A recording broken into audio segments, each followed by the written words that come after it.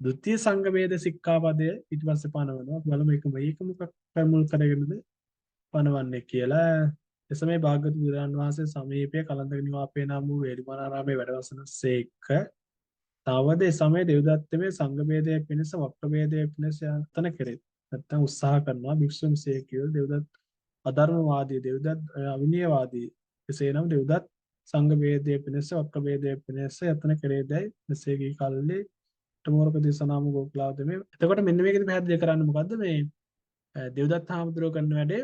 එයා කියනවා මම තමයි විනයවාදී පුද්ගලයා. ඒ වගේම බුදුහාමුදුරුවෝ විනයවාදී කියලා වෙලා. ඒ කියන්නේ තමන් හොඳයි අනිත් අය වැරදි කියලා වෙලා කියනවා. එතකොට ඒ දෙව්දත් හාමුදුරුවෝගේ ගුණත් කරන වැඩේ ප්‍රකාශ කරනවා.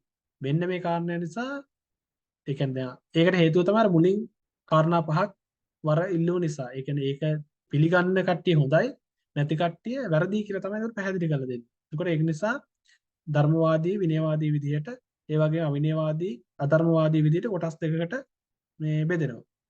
ඒ බෙදීම මුල් කරගෙන ඊට පස්සේ කියනවා එහෙම බෙදන්න එපා කියලා ද්විතීය සංඝ වේද සික්ඛාපදයේ බුදුරජාණන් වහන්සේ විසින් පැනවීමක් කරනවා. පස්සේ කෝපන වික්ව සංඝ වේදයේ පිණිස යතන කරන එම මහානට අනුවත්තක අනුවර්තකෝ වර්ගවාදකෝ බික්ඛු ඒකෝවා භික්ෂු එකෙක්කෝ දේවා දෙදෙනෙකෝ තයෝවා තෙදෙනෙකෝ වෙද්දතේ එවං වදේ උමෙස්සේ කියන්නා වූ ආස්මතු ඇවැත්නි මා ඒතම් බික්ඛු කිංචි අවච්චුත්ත තෙල මහාන කිසිවක් නොකියව ධම්මවාදී චේතෝ බික්ඛු තෙල මහාන ධර්මවාදී විනයවාදී චේසෝ බික්ඛු තෙල මහාන විනයවාදී අම්මාකං චේසෝ බික්ඛු චන්දංච රුචිංච අපගේ ඡන්දයේද රුචිය ආදාය වූහරති ගෙන ව්‍යවහාර කෙරෙති ජානාති අපගේ ඡන්දයේද දනි නොවාසති අප සමග බෙනි අම්හාකම්පේතං අමතීති තෙල අපටද රිසිවේ තේ බික්ඛු ඒ භික්ෂු බික්ඛු එවස්ස වචනීය භික්ෂුවේ විසින්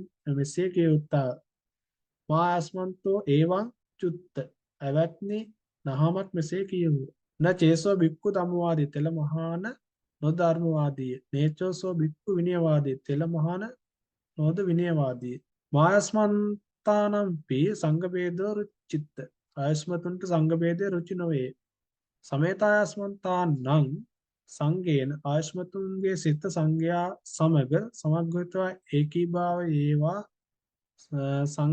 සම්මෝධමානෝ අවිදමානෝ සංගතමේ සතුට වනුයේ විවාද නොකරනුයේ එක්කුද්දේශෝ පාසු විහාරාති ඒකදේශ ඇත්තේ සුවසේ වෙසෙත් ඒවංචතේ බික්ඛු බික්ඛූහි උච්චමාන ඒ භික්ෂු භික්ෂූන් විසින් මෙසේ කියුත්තක් ලබන්නාහ තතේ පගන්නේයුම් එසේ මැයි දැඩි කොට ගන්නාහු නම් තේ බික්ඛු බික්ඛූ ඒ භික්ෂු භික්ෂූන් විසින් තස්ස පට්ඨ නිසග්ගය ඒ ඩබ් දුල්ලේ පිණිස යාවතත්‍යං තෙවන මට දක්වා සමුනුභාසිතබ්බා සමුනුභාසනය කම් කළ යුත්තා යාවතත්‍යංච යදින් තෙවන මට දක්වා සමුනුභාසීයමාන සමුනුභාසන කම් කරනු ලබන්නාහු නම් පටිනිස්සජ්ජෙය්‍යු ඒ ලබ්ධිය හරනාහු නම් ඉච්ඡේතං කුසලං මේ දුර්ලේ මනවෑ නෝචේ පටිනිස්සග්ගය ඉදින් නොකරුණේ නම් සංඝාසේසු සංඝවේස සවත වේ.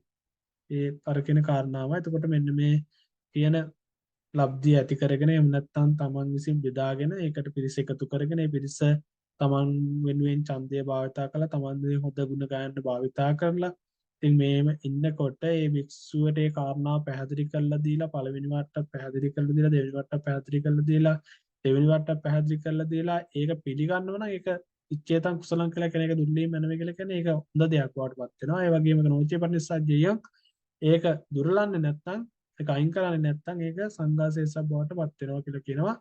ඒ ඇති කරගන්නා වූ ભેදය